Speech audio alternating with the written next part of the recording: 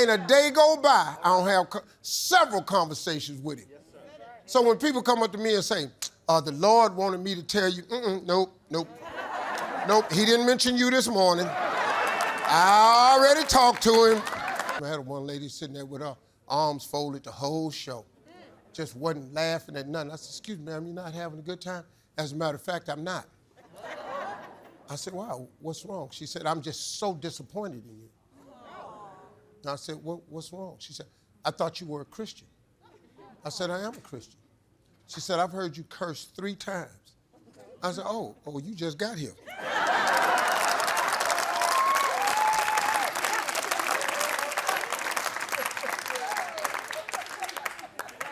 I happen to be a Christian that cuss. Now, you might not cuss, but you do something. See, everything I do is on tape. You might not cuss, but you do something.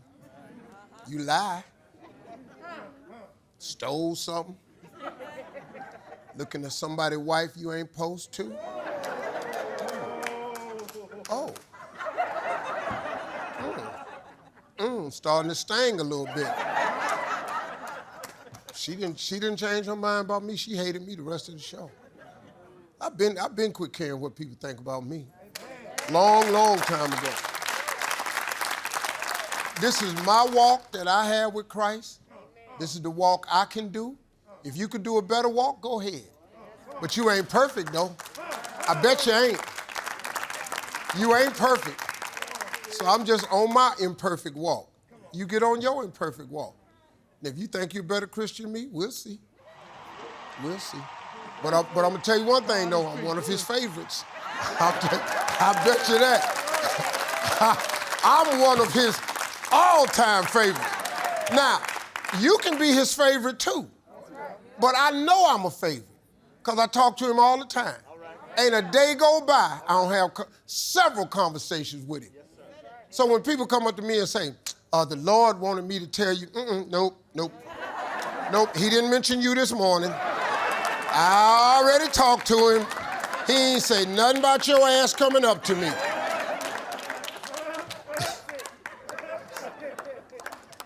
I asked this one lady on a scale of 1 to 10, what type of Christian you? She said a 10. She said, what level are you? I said 2. She said, you ain't gonna make it to heaven. I said, whoa. Whoa. You ain't the Lord. See, you say you a 10. He ain't made no 10s. There's none perfect, no, not one. He ain't made no 10s, so I don't know how your ass can claim to be a 10. I'm letting you know right now, I'm a 2. This dude was making $6,000 a week. You know what he was doing? He was cutting hair. You know how much he made when I first met him? $10 a haircut. All of you have a God-given gift that you were born with. It is the thing that you do the absolute best with the least amount of effort. That's your God-given gift. That is the thing that you should pursue with every fiber in you. Everything else don't matter. My gift was I had the ability to transpose anything into comedy. I don't care what it was. Now, I got in a lot of trouble when I was young because I didn't know that was my gift. And it just kept me in trouble. But as I grew up and I just learned, wow, wait a minute, man. This is something special here. I'm gifted at this. And I pursued it. And at 27, I walked into a comedy club. If you do hair better than anybody else, that's your gift. If you fry chicken better than anybody else, that's your gift.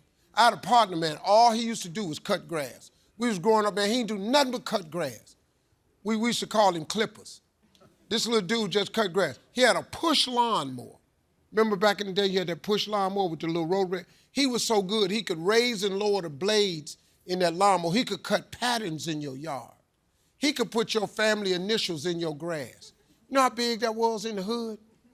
You could put Washington in your yard. This little dude, and he charged $2 for the front and $2 for the back. $4, man. Be working all day. We used to laugh at him, call it Cutter. We be going out at night. Hey, man, you want to go out with us? No, I got to get him cut Miss Jackson grass. Well, you know what happened to Cutter? Cutter got a landscaping company in Cleveland, Ohio. You know how much Cutter make a year? Cutter make $4 million a year. You know what Cutter do? Cutter cut grass. He cut grass so good, he got all the big contracts in the city. Cutter got 38 trucks on the road. And when it's snow in Cleveland, since he cut their grass so good, he give them all the snow removal contracts. He got 38 trucks. This dude make $4 million a year. You know what he used to make? $4 a yard. His gift made room for him. And all he did was cut grass. He's a millionaire from cutting grass. You could be my barber that used to, when I had hair, when the guy first cut my hair, he charged me $10 to cut my hair. As my career grew, I got on TV and I hired him to cut my fro. Well, now he on a TV show. Then I started making a couple of hit shows. This dude started making $1,500 a haircut. He cut my hair 4 times a week because I never had a single strand of hair out of place when I had my cut. I used scissor cutting my hair. So every time he cut it, the TV show paid him twice a week. We went out on tour with the Kings of Comedy. I got a haircut every night. This dude was making $6,000 a week. You know what he was doing? He was cutting hair. You know how much he made when I first met him? $10 a haircut. When I went bald, when I turned 50, 15 years ago, he cried. He almost committed suicide. But guess what he did? He was so famous for giving Steve Harvey that world-famous lining. This dude got 4 salons and 2 barber colleges. He's the top barber in the state of Texas. He's a millionaire. You know what he do? He cut hair. That was his gift. All of you have one. All of you have that in you. You just have to pursue it. And if you have a gift and you got a job and the job interferes with your gift, you have a decision you have to make. Period. God gives you choice now. But if you jump, he will take care of you, just like he always has. That's his promise. That's how God worked. Why you think in the beginning he said, let there be light? He could have just lit it up. Well, I started one at 10, but I didn't know it was a vision board. Just a teacher asked me what I wanted to be when I grow up, and I wrote, I want to be on TV. I kept that piece of paper till I was 27 years old. I got on TV when I was 38. I wrote it at 10, it happened at 38. I've had a vision board ever since. After that, I started making them out. I started putting them on my iPhone when I was probably 10, 11 years ago. I started putting them on my iPhone. And that was a game changer for me. In the past, how many times have I changed my vision board? Do you know, Ellie? 3 times since you've been working for me? So in 4 years, I've changed my vision board 3 times. I'm telling you right now, it works because it's the law of attraction.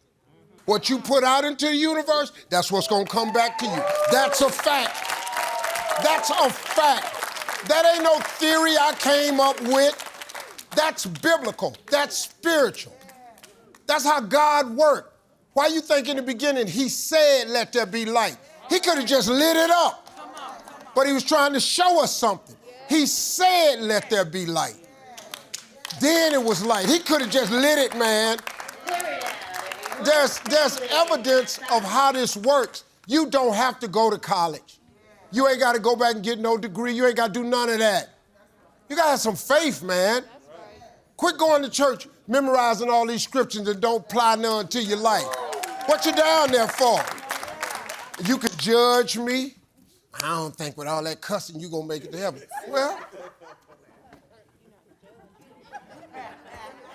Well, I'll tell you what. You better hope like I'm hoping. And when we get up there, he grading on the curve.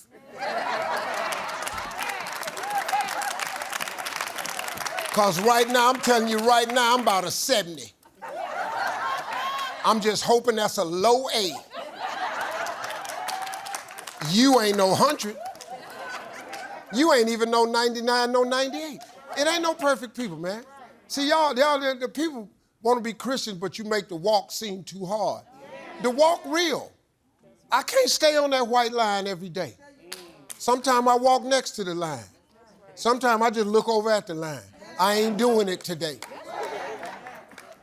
And then when I get strong, I step back on the line.